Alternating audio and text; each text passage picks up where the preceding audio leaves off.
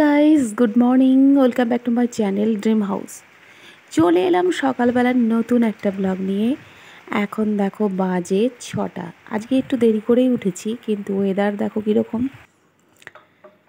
যা হোক, চাটা বসিয়ে দিই। চাটা খেতে খেতেই কথা বলা যাবে।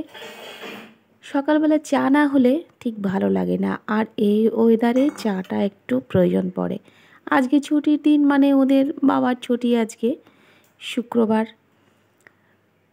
মানে যেহেতু বাংলাদেশের সাথে বিজনেসের কারবার, সেই হেতু বাংলাদেশ যদি বন্ধ থাকে তখন আমাদেরও সেদিনকে ছুটি থাকে। যাই হোক, এখন চাটা বসিয়ে দিয়েছি। চাটা বসিয়ে দিয়ে বাইরের এখনও গ্রিলের তালা ফালা কিচ্ছু খুলিনি, খুলবো। কিন্তু বৃষ্টি পড়েই যাচ্ছে, কি করব আর। তালা খুলে কিন্তু অন্যান্য কাজকর্ম সবই তো করতে হবে। দেরি করে উঠেছি, শরীরটা ভালো লাগছিল না, কাজটাও একটু কম মনে হলো। যাই হোক, মেয়েদের সকালবেলায় পড়াটা নেই, সেই জন্য একটু ঝিমেতালে চলছি।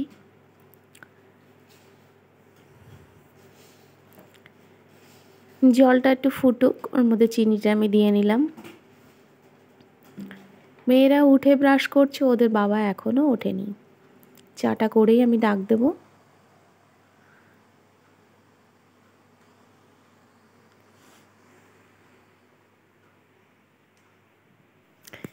বাইরে দেখো বৃষ্টি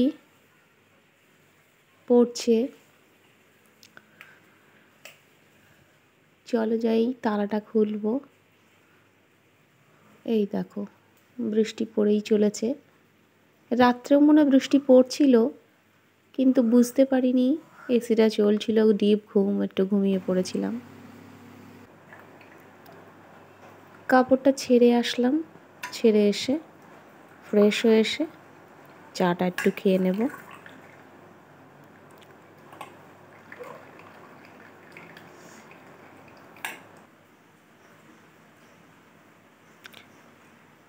মেয়ে অলরেডি খাওয়া শুরু করে দিয়েছে।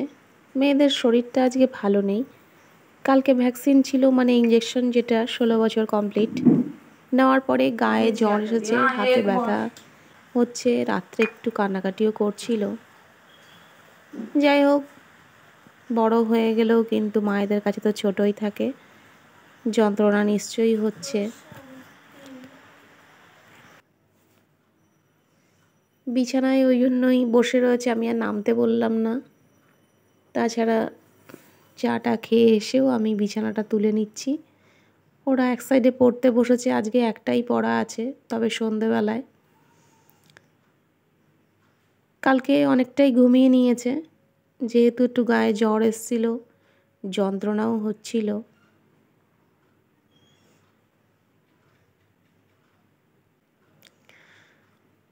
বিছনা তুলে বাইরের কাজকর্ম সব পড়ে আছে, সেগুলো সেরে নেব।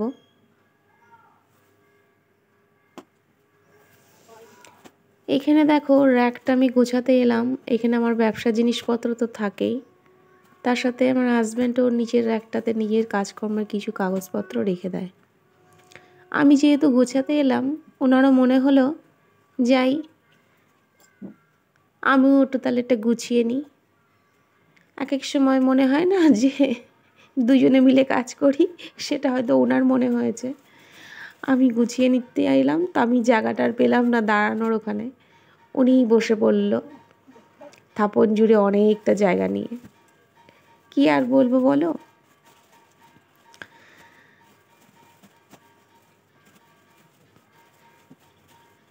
ছুটির দিন বেশি বকবক করলে আবার রাগ হতে পারে। যাই হোক, আমি সাইডে চলে আসলাম, এদিকে এসে আমার জিনিসপত্র ঠিক করে গুছাতে লাগলাম। ঘেটে যায়, সবাই যখন আসে জিনিসটা দেখে, মানে এগুলো ছিট সবই, যে যেরকম ছিটে যে এটা তৈরি করে, কিন্তু দেখাতে গিয়ে সেগুলো ঘেটে যায়। হয়তো কোনো কোনো সময় নিজেরাই দেখে।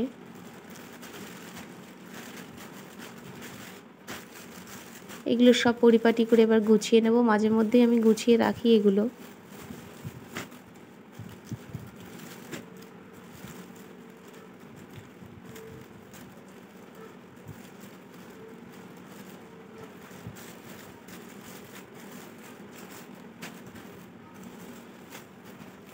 বছরে দুবার আমি ছিট একেবারে তুলে নিই, ফুরিয়ে গেলে আবার তখন আবার কিনি, একসাথে কিনি, কারণ বারে বারে সম্ভব হয় না।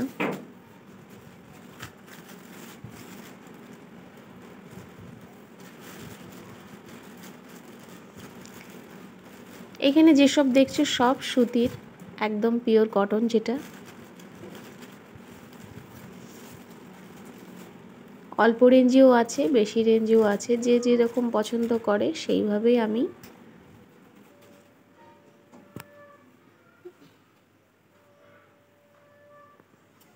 এর মধ্যে কুর্তির ছিট আছে, ফ্রকের ছিট আছে, নাইটির ছিট আছে, সব একসাথে রাখা আছে।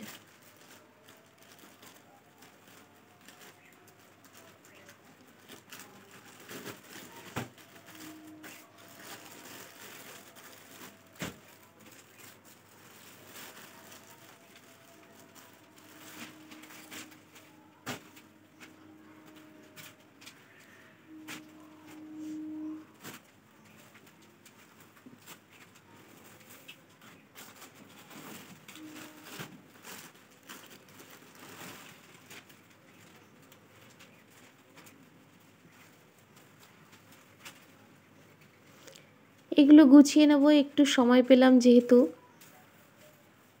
সব সময় হয় না। সেলাইয়ের কাজটা নিয়ে অবশ্যই বসবো, কিন্তু এই বেলাটায় মনে করলাম এগুলো সব গুছিয়ে ফেলি, গোছানো না থাকলেও দেখতে ভালো লাগে না।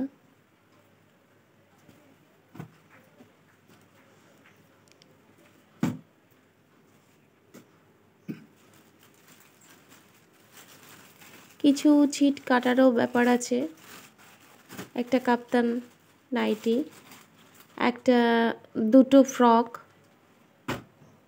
দুটো কুর্তি, এগুলো সব বেলায় কাটবো রান্না করা হয়ে গেলে।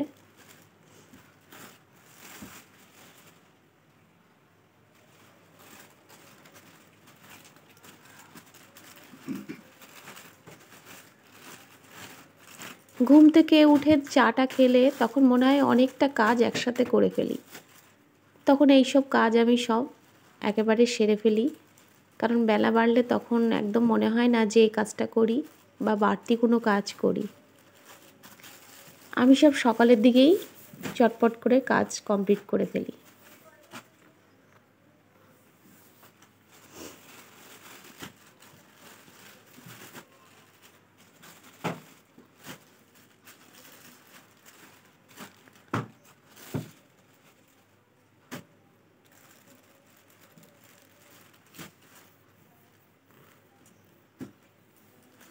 মাঝে মধ্যে ছিটগুলো উল্টোপাল্টাও হয়ে যায়, এক একটা বান্ডিল থেকে অন্য বান্ডিলে চলে যায়, সেগুলো পরিপাটি করে গুছিয়ে রাখতে লাগে, তাহলে না হলে বুঝতে।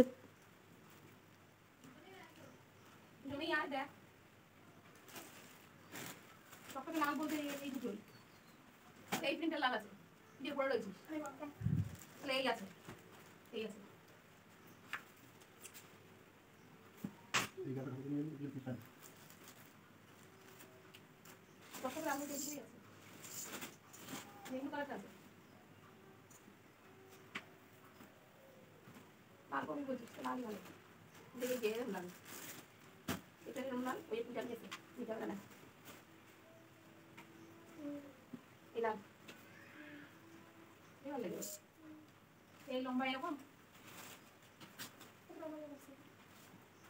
এরকম ফাঁকা লাগানো স্লিপলেস এই একই সামলটার মতো কেনা। মেয়েদের দুটো লাল কালারের কুর্তি করে দেবো, সেই জন্যই মেয়েদের একেবারে ডাক দিলাম যে কোন লাল ছিটটায় কেটে করে দেব সেটা দেখানোর জন্য। তারপরে এখানে এসে বাসনটা মেজে ফেলছি, প্রচুর বাসন একসাথে রয়ে গিয়েছে।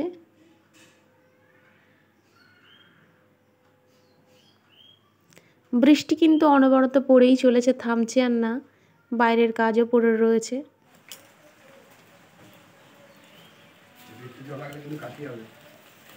তোমার কি হবে? আরে আমার তো ভিজ যাবে কালকে, আবার মাটার সঙ্গে তুলনা করা না।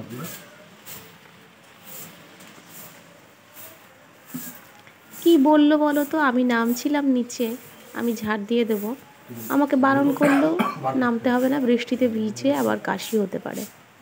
তাই আমি বললাম যে তাহলে তোমার হবে না বৃষ্টিতে ভিজছে বলে, আমি তো কালকে আবার ভিজবো বাইরে, এই আর কি। এটুক বুঝলেই যথেষ্ট। আমরা স্ত্রীরা এটুখানিই চাই স্বামীদের কাছে, যাতে তারা একটু বুঝুক, আর কিছু চাই না তার বিনিময়ে। আমি আমার মতো নেমে গেলাম, যেহেতু কটা জামা কাপড়ও ছিল, আর এখানে বাইরে এটা ধুয়ে নিয়ে সার্ফের কোটো, ব্রাশ এগুলো বাইরে থাকে বলে ঝটপট ঝটপট ধুয়ে নিয়ে আমি উঠে আসবো। ঠাকুরের বাসনটাও বাইরেই থাকে। বেশি জামা কাপড় আজকে আর রাখিনি, কালকে ধুয়ে দিয়েছিলাম বেলার দিকে। কালকের থেকে ওয়েদারটা ঝিম মেরেছিল, যাতে বোঝাই যাচ্ছিল বৃষ্টি নামতে পারে আজকে, সেই জন্য বেলার দিকে কালকে অনেক জামা কাপড় ধুয়ে দিয়েছিলাম।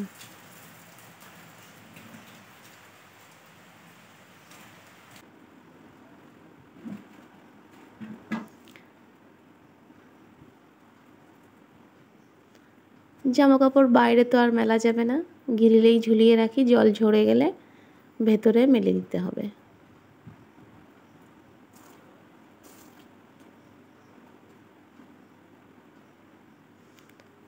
ঠাকুরের বাসনটা এবার চটপট করে মেজে নেব।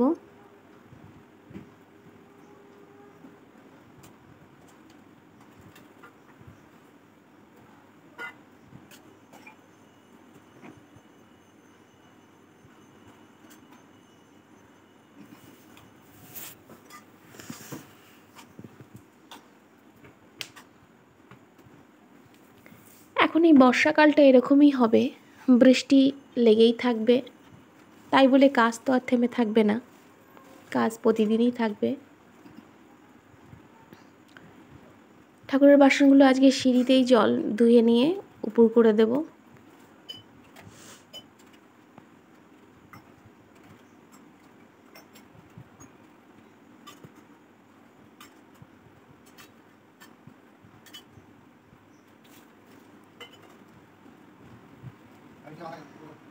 क्या खाएगी?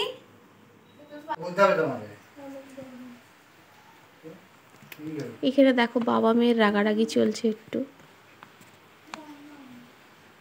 ক্যামেরাটা যে রাখা রয়েছে ওরা জানে না কেউই, সেই জন্য লাইট জ্বলছে না।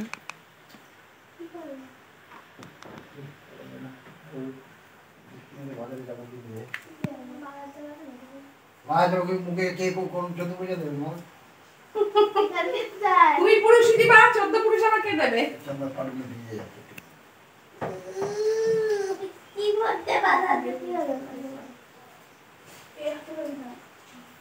বৃষ্টির মধ্যে বাজার যেতে হবে না, ঠিক বলেছে মেয়ে।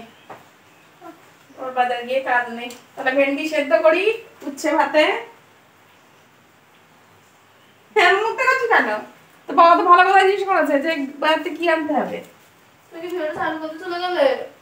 নে, তোমাদের কথা বলা হয়ে গেল। প্রত্যেক ছুটির দিনে এরকম চলে। ওর বাবা মেয়েদের জিজ্ঞাসা করবে যে কি আনবো বাজার থেকে, আর মেয়েরা তখন বলবে জানি না, চুপ করে থাকবে, বাবার মুখে দিয়ে তাকিয়ে থাকবে। আজকে যেহেতু শরীরটা খারাপ, ঠিক করে বলতেও পারছে না কি করবে, তখন ওর বাবা রেগে যায়, হয়তো বলে যা, কথাটা তো শুনতেই পেলে, কে এনে খাওয়ায় তাই দেখি যা। এটা একটা মজার, যেহেতু ক্যামেরাটা সেই সময় রাখা ছিল তোমরা সেটা দেখতে পেলে। যাই হোক, আমি রুটিগুলো এবার করে ফেলি, খেতে দিতে হবে। পুজো টুজো করে নিয়েছি অলরেডি।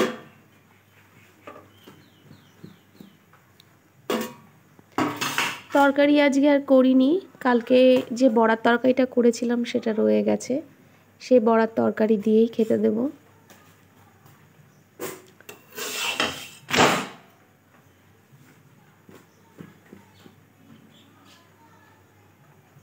রুটিগুলো সেঁকা হয়ে গেলেই খেতে দিয়ে দেব।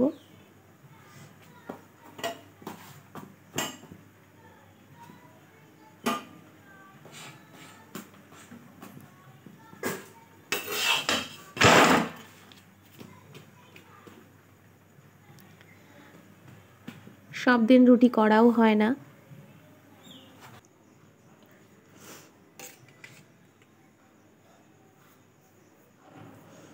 বাজার থেকে দেখো কি নিয়ে এসছে, থোড়টা কেটে ফেললাম। থোড় কিন্তু ছাড়াতে খুব মজা লাগে, আমার তো মজা লাগে। কচকচ করে আওয়াজ হয়, কি সুন্দর দেখো। এই থোড় কত নিয়েছে? 10 টাকা। কয়টুখানি?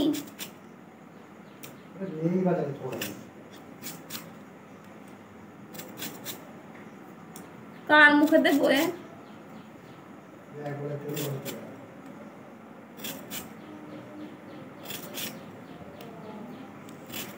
থোড়টা খুব কচি, একটুখানি হয়ে যাবে।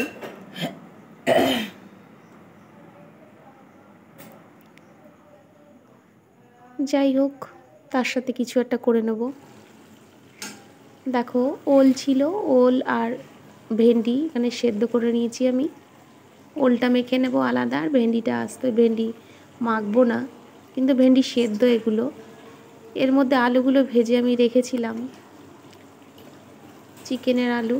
এখানে চিকেন হচ্ছে রান্না, একটু কষা কষাই হবে।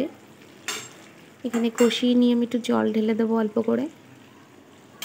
ওল ভাতেটাও মেখে রাখবো। আর এখানে থোড় ছেঁচকি করলাম শুকনো লঙ্কা আর সর্ষে ফোড়ন দিয়ে। অল্প একটু হয়ে গেছে, যাক দুপুরের মতো তো হবে, রাত্রের চিন্তা রাত্রে করে নেব। তারপরে আমার কাজ আছে, আমার তো আর ছুটি নেই, আমার কর্তামশাইয়ের ছুটি, তাই কি। এখানে দেখো সে বললাম ছিটগুলো কাটতে হবে, 2টো কুর্তি হবে এখানে, কুর্তির মাপ দিয়ে এখানে কাটছি। ফ্রক হবে, সেগুলো কেটে নেব। আর মেয়েদের যে কুর্তি দুটো সেটাও কেটে নেব। আজকের ভিডিও বাড়াবো না, এখানে স্টপ করব। কালকে আবার নতুন ভিডিও নিয়ে আসছি। টাটা।